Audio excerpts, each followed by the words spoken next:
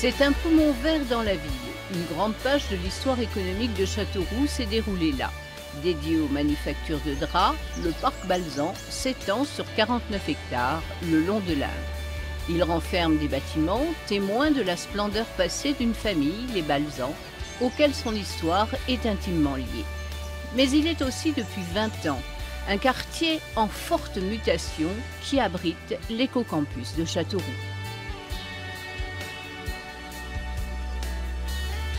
Franchissons les grilles du parc, celles qui menaient aux deux châteaux, le château Rivière et le château Tour, aujourd'hui réhabilités en logement de standing, pour y retrouver Jean-Pierre Sureau, historien, qui nous les présente. Il a toujours été, dès que la manufacture a été construite, la demeure des directeurs ou des propriétaires. Il était séparé de la manufacture par un mur et prolongé par un grand parc à la française d'abord, qui sera ensuite transformé en parc à l'anglaise par la famille Balzan, qui donne en gros le parc actuel. Avec cette tour du XVe siècle, c'est le seul reste d'un ancien château qui fut démoli, il était d'ailleurs en voie d'abandon, pour construire la manufacture. Mais on a voulu garder ce symbole d'une période ancienne. Alors nous avons derrière nous l'ancienne aile des teinturiers de la manufacture qui va devenir la propriété des deux fils de Pierre Balzan, directeurs de l'entreprise, Auguste Balzan et Charles Balzan. Les deux fils, friands de style néo-gothique, feront adjoindre maints embellissements au bâtiment initial qui auparavant ressemblait à celui qui lui fait face, l'aile des Tisserands. En très mauvais état, il porte sur son fronton une date, 1752, celle de la construction de la manufacture royale que Charles Balzan et son épouse rachèteront un siècle plus tard. Quand ils arrivent, la situation de la manufacture a bien changé depuis le départ, puisque la première aile dite des Tisserands a été vendue en 1818 à l'armée, qui a fait construire un bâtiment supplémentaire qui est dans l'esprit de la manufacture, mais plus grand. Pierre Balzan s'est alors rendu compte, et là c'est un très mauvais épisode de sa vie, que son acquisition allait le ruiner parce que la manufacture de Châteauroux, compte tenu de l'évolution des techniques de l'époque, devenait obsolète. Ses fils vont le persuader de construire, il en avait les moyens financiers et le soutien bancaire, une usine toute neuve qui sera le magnifique projet que réalisera l'architecte Alfred d'Auvergne. La maquette de la manufacture, imaginée par Alfred d'Auvergne, longtemps conservée dans le bureau directorial, montre la magnificence du projet. Richard Balzan y aurait dépensé 3 millions de francs, à rapprocher des 1000 francs de salaire annuel des ouvriers qui y travaillaient alors. Les archives municipales ont aussi des témoignages photographiques des ateliers et des machines de l'époque. Donc là, c'est le premier album, c'est les photos les plus anciennes que l'on a de la manufacture Balzan, avec un reportage photo qui a été fait par Placide Verdeau. C'est un photographe important de Châteauroux, qui a été notamment le dernier portraitiste de George Sand.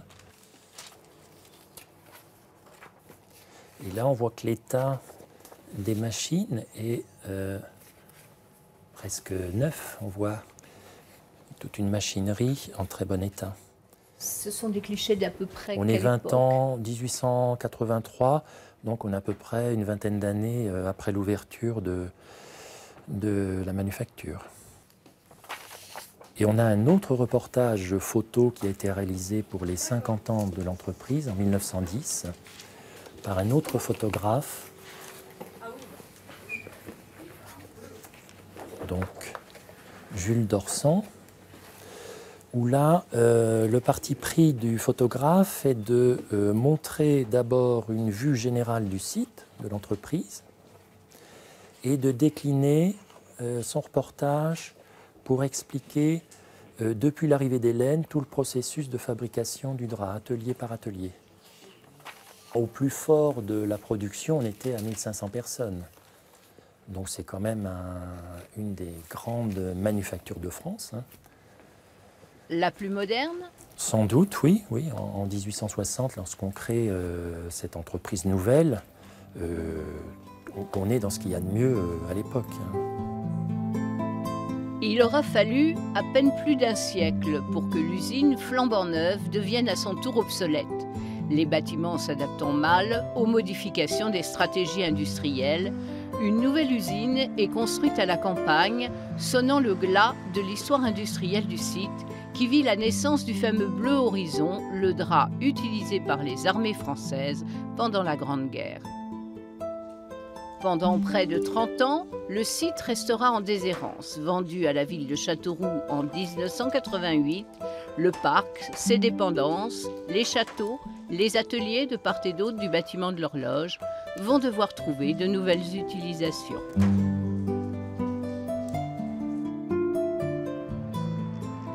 En 2003, le désamiantage et la destruction de la cheminée emblématique du site symbolisent le début de la Renaissance. Il faudra encore attendre 4 ans pour que la première construction neuve sorte de terre. Le Centre d'études supérieures, antenne de l'Université d'Orléans, s'installe dans ses locaux avec succès. Dans l'ensemble, le bilan est plutôt positif. Le fait d'avoir des locaux qui sont, comme vous dites, relativement neufs est quand même un atout en termes de présentation. C'est aussi un atout en termes d'image que l'on peut transmettre et on voit que le nombre d'étudiants augmente sans cesse. Alors pas depuis 2007 puisqu'il y a eu un petit creux, mais depuis 5-6 ans, le nombre est en augmentation assez importante puisqu'on a pratiquement doublé le nombre de jeunes sur place. Aujourd'hui, 500 étudiants français et 140 Chinois fréquentent le lieu qui a pratiquement atteint le maximum de sa capacité d'accueil. Premier établissement de l'éco-campus, le CES voit 4 ans plus tard sortir de terre, en lieu et place d'une partie des anciens bâtiments restaurés et intégrés, une nouvelle école d'ingénieurs voulue par la Chambre de commerce et d'industrie.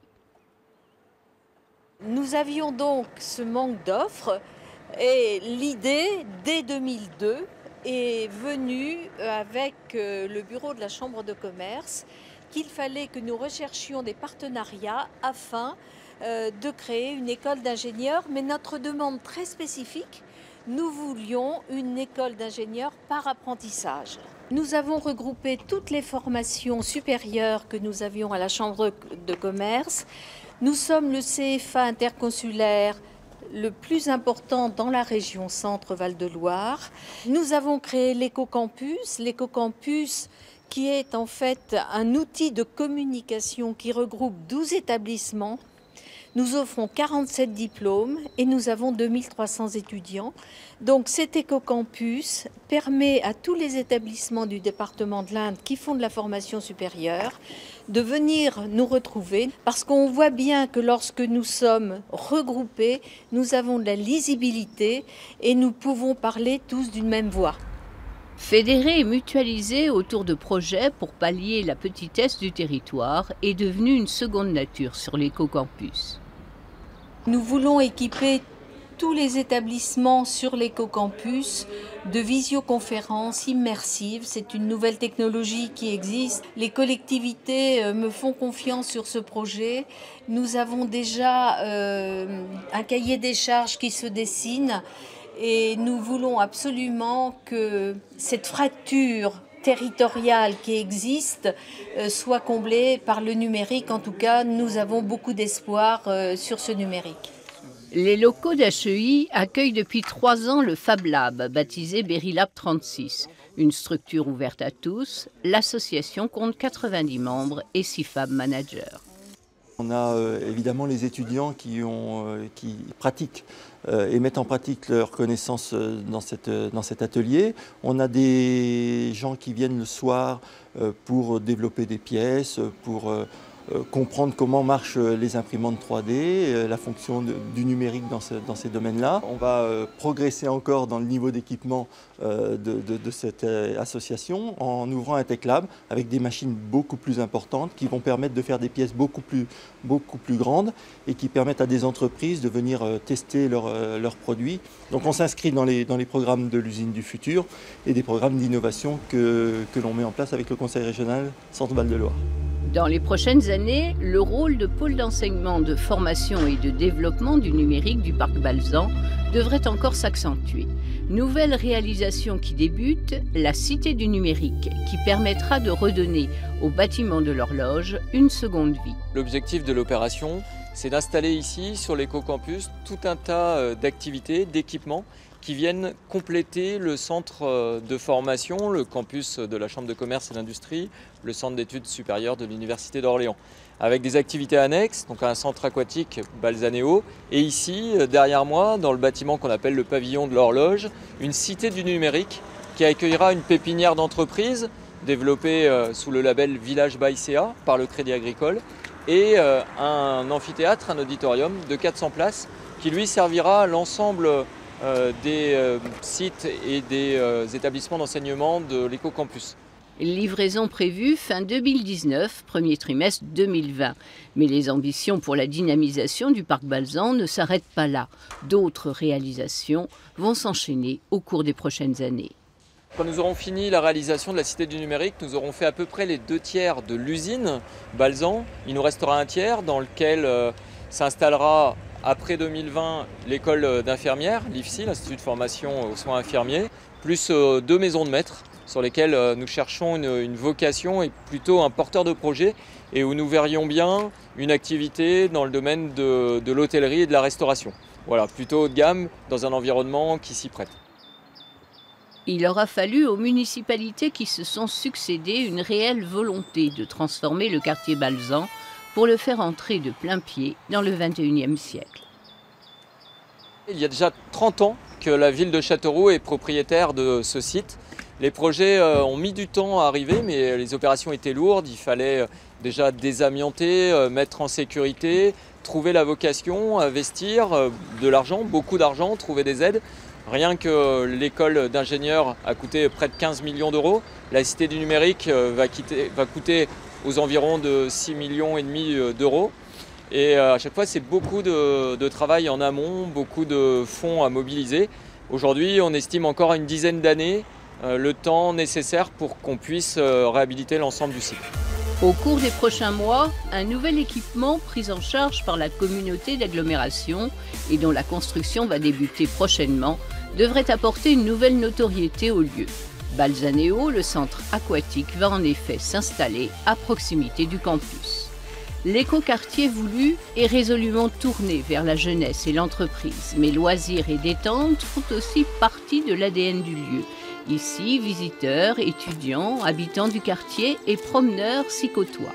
Chacun y trouve sa place et ce n'est pas le moindre mérite de cette vaste réhabilitation.